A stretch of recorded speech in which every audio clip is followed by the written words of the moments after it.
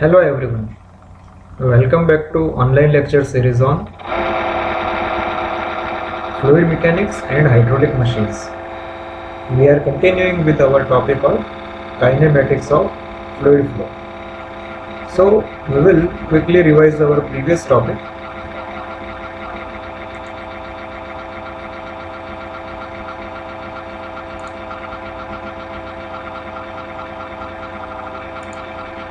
So in our previous lecture we began with velocity and acceleration, in which we discussed about the vector form and magnitude of resultant velocity, which comprises of the velocity components in x, y and z direction. Similarly, we discussed about acceleration, in which we are having three components ax, ay and az in three directions.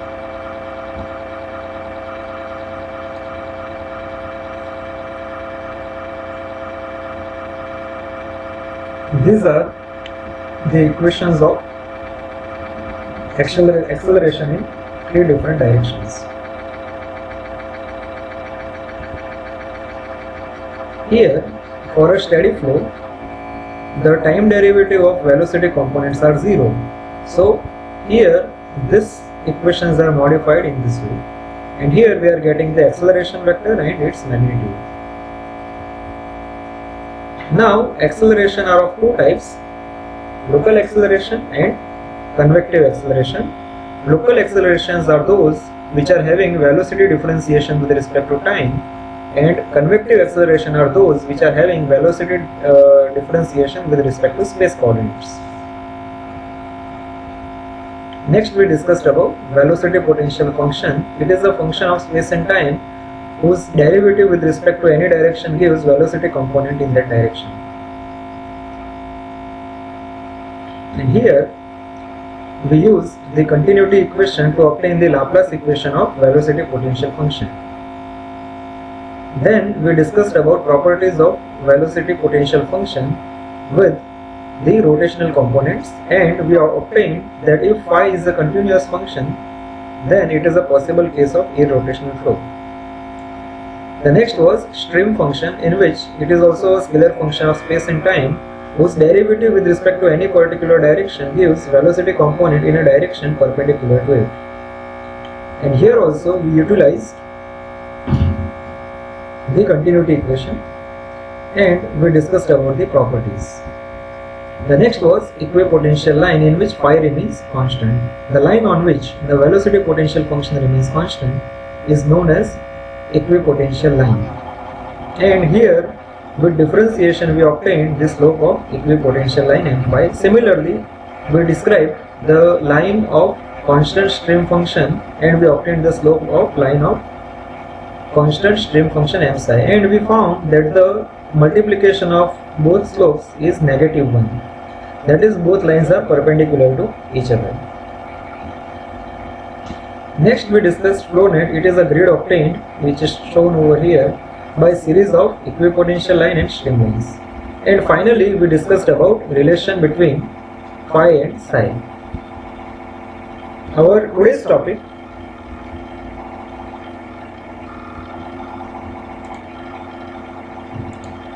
is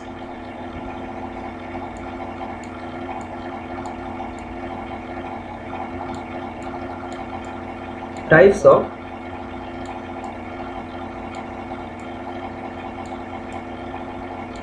motion.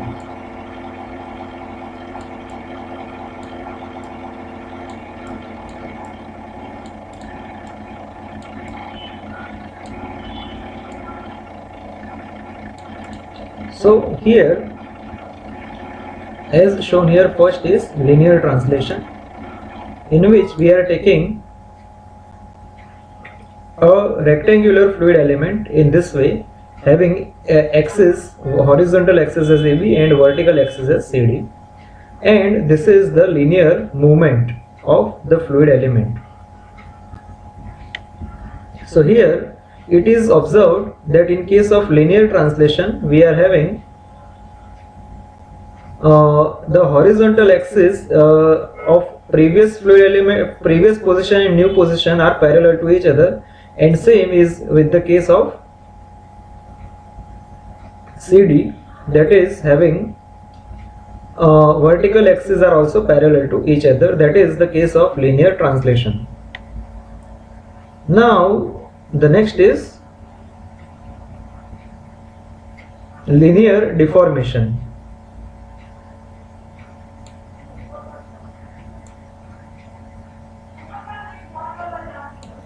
So in case of linear deformation, as we can see that originally the fluid element is having horizontal axis as AB and vertical axis as CD, and now we are having the horizontal axis which has changed its length to A prime B prime, and the length of vertical axis has also been changed by C prime D prime. So here there are some changes in the dimensions of the fluid element in both axes. So that is known as linear deformation. Now the next is angular deformation.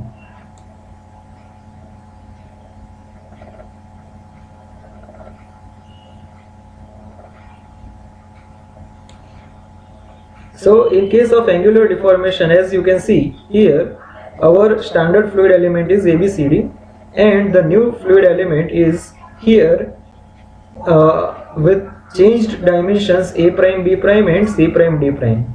So as you can see, both the horizontal axis and vertical axis are at different angles, theta 1, delta theta 1 and delta theta 2. So here we can say that angular deformation, now we will be discussing about this.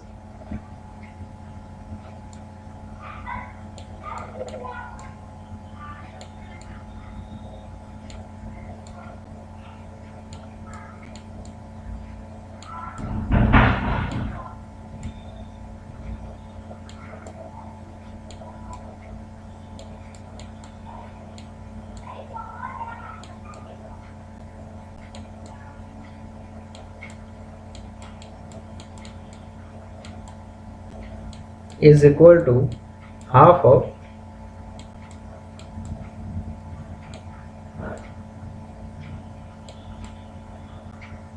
delta theta 1 plus delta theta 2. That can be seen over here in this figure also, that delta theta 1 is angle of the horizontal axis over here, that is the angle between AB and here A prime B prime. That will be the angle theta 1, delta theta 1.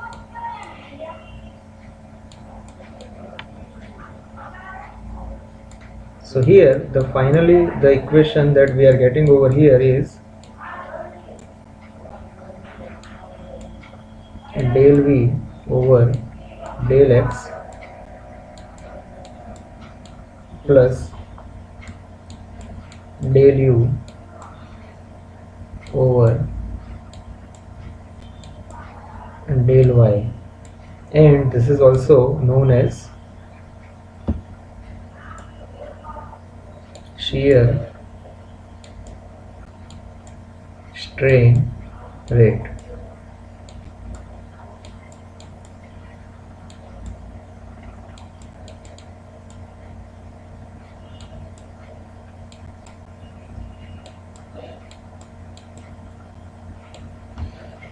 And now the last one is pure rotation, that is shown over here, in which the entire fluid element is being rotated through an angle.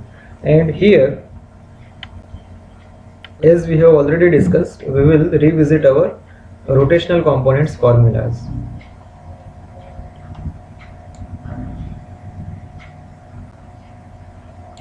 Omega z is equal to half of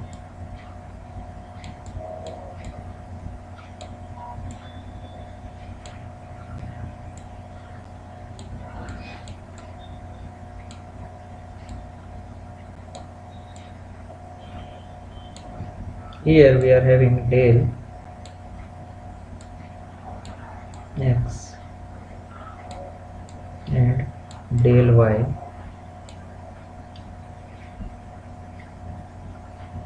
Here it will be del v over, and here it will be del u. Similarly, the next will be omega x is equal to half of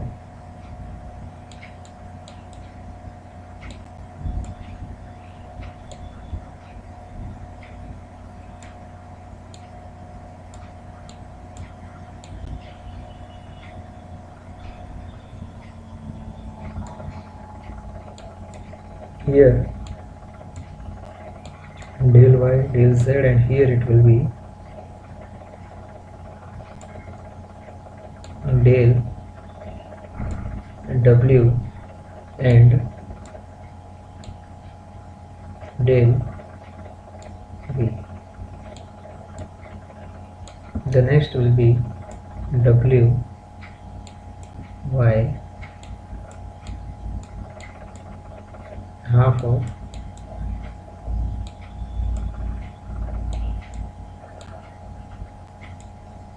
del z minus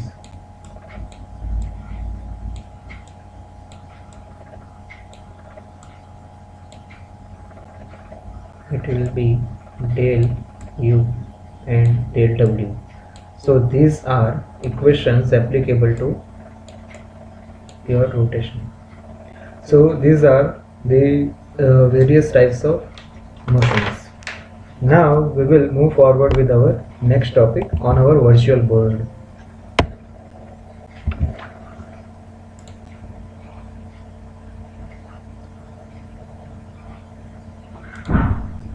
So our next topic is vortex flow.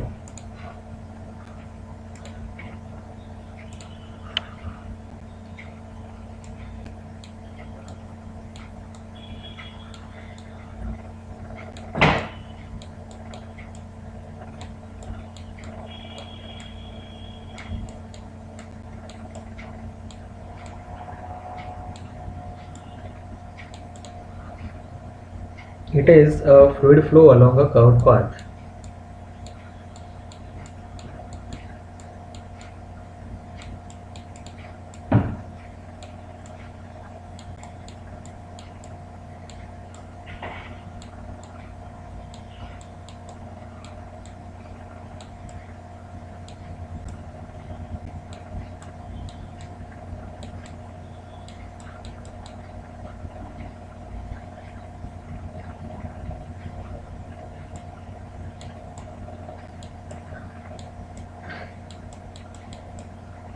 Or it can be said as flow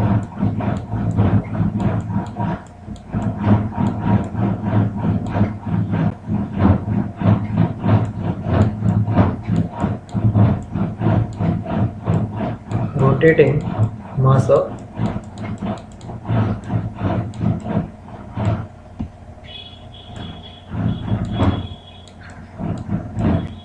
fluid.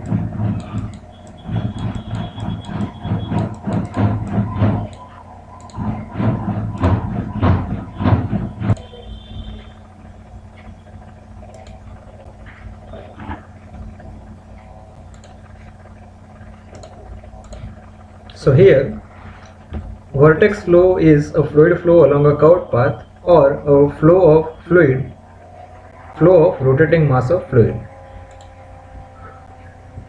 It has two categories.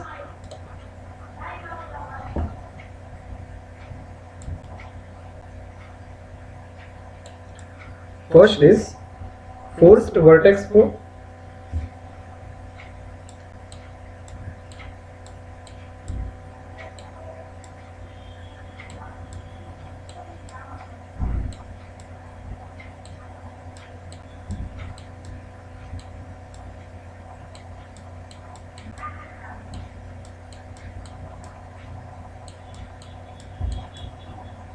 And second is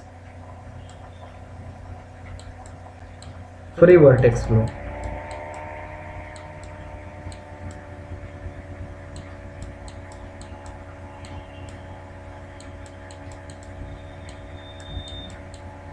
So in case of forced vortex flow, we require external torque. Here we require external torque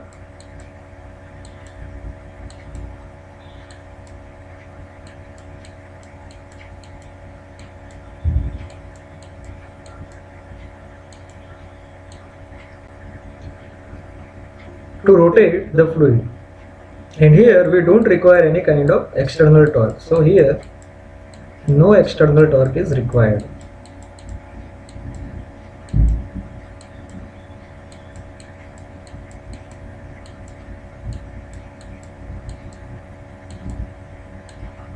Okay, so here first we will discuss about forced vortex flow.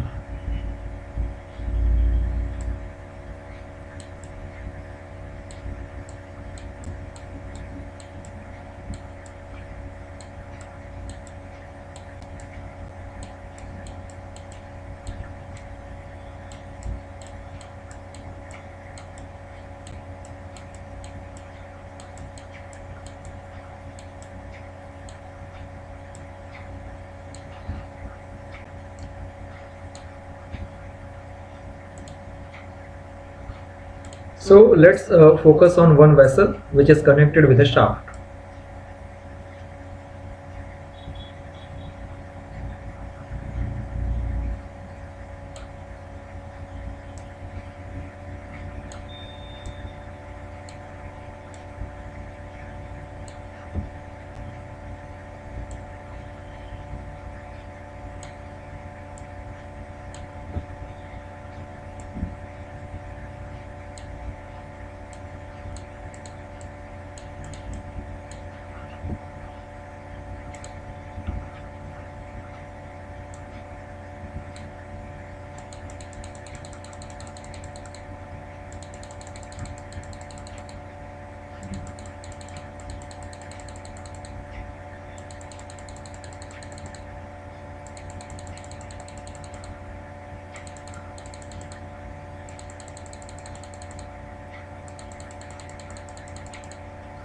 So here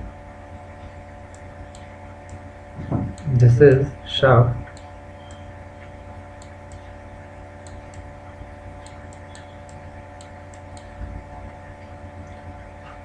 this is the axis of cylinder,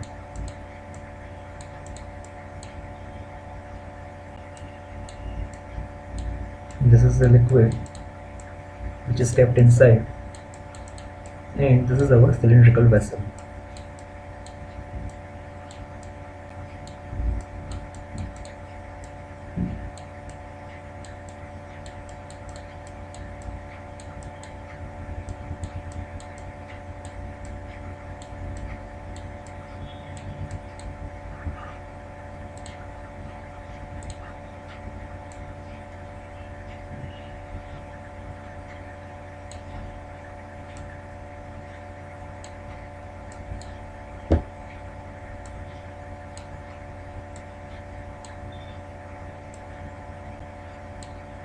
So here now we will be rotating the shaft, because of which a forced vortex flow will be generated.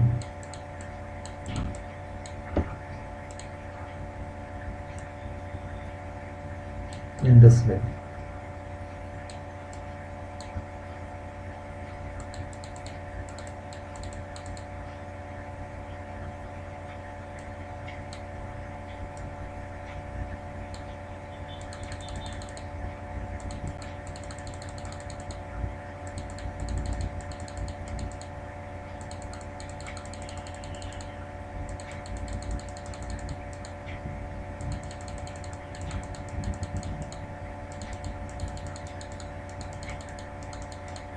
So this is known as forced vortex flow. So here the shaft is rotating.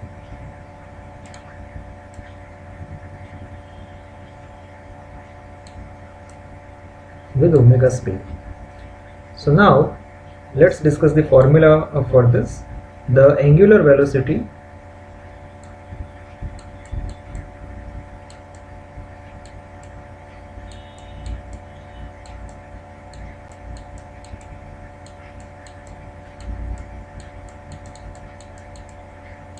omega is given by V upon R is equal to constant.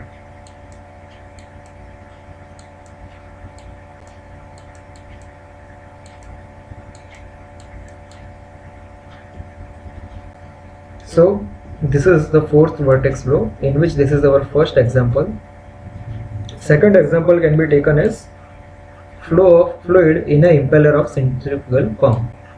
So let's recall the basics of centrifugal pump. That let's say this is the impeller I.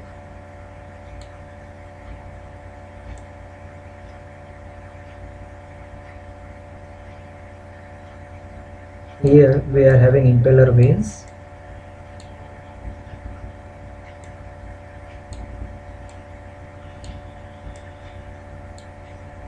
And here we are having a volute casing. So here the fluid flow inside the impeller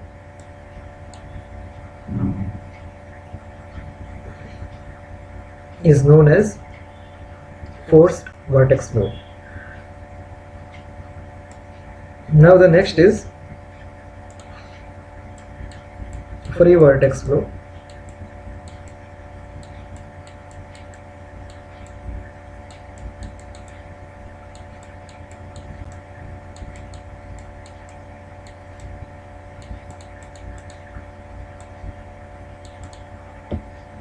In which no external torque is required. So here we will directly discuss about the examples. First is fluid flow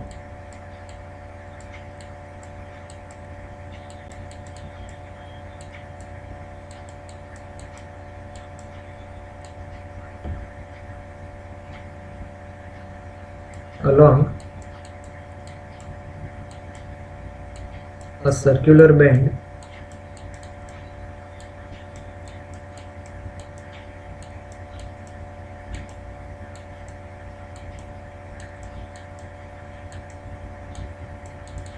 in pipe.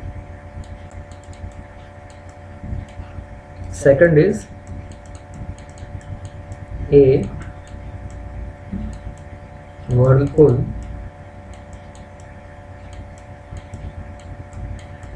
in a river.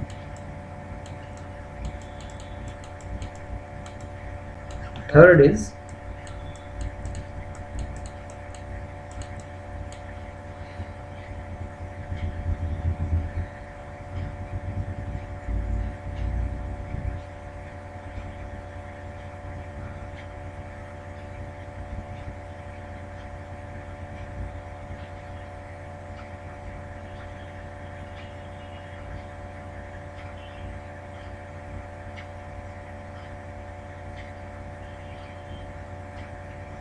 is fluid flow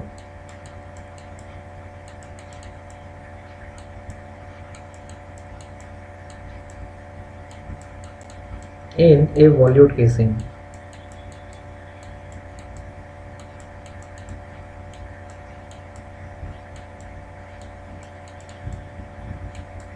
Of centrifugal pump.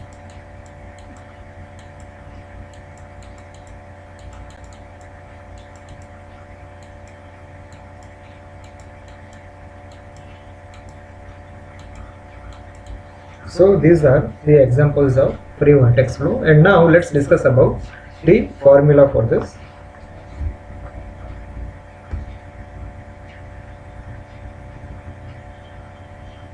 So we will calculate relation between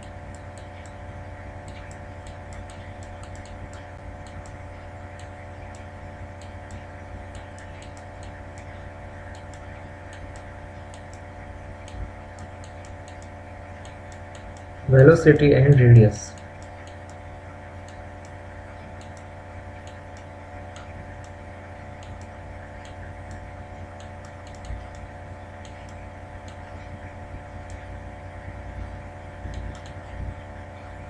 So let's take a case in which we are having mass m over here at radius r, and we are having a movement like this. Kindly consider this to be a circular motion. So here the angular momentum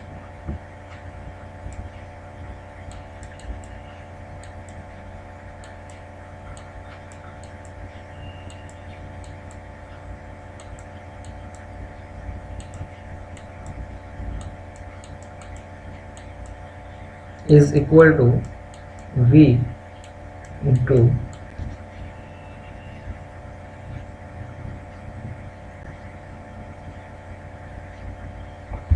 m,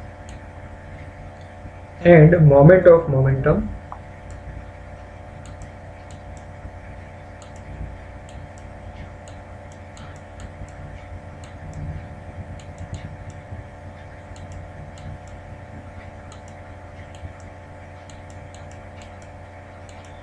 it will be equal to m into V into r.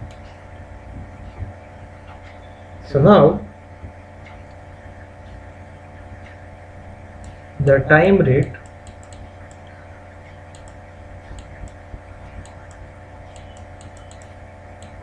of change of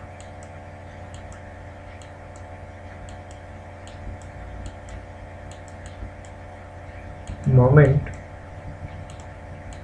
of momentum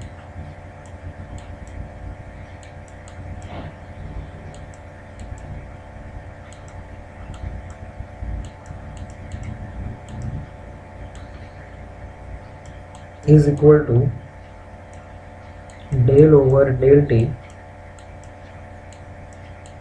m v r. So here in case of free vortex flow we don't provide the external torque, so del over del t of m v r must be equal to 0. So because of that we can say that m v r is equal to constant.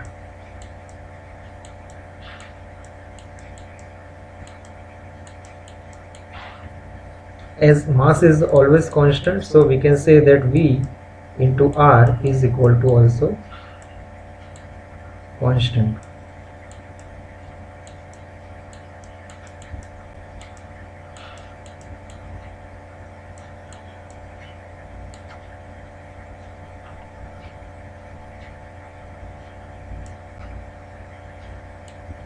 So this is the relation that we are having here in case of free vortex flow.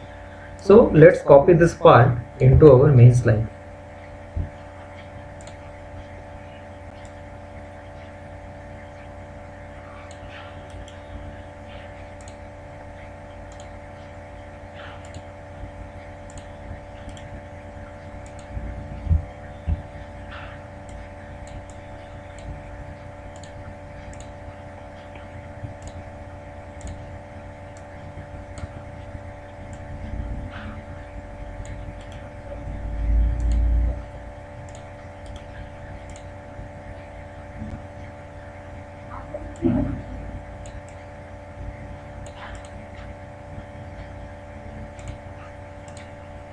So here our next topic is equation of motion for vortex flow, that we will discuss into our next lecture. So this is the end of today's lecture, in which we have discussed about the types of motions, vortex flow, its types, and derivation for relation between velocity and radius. Thank you for watching this video.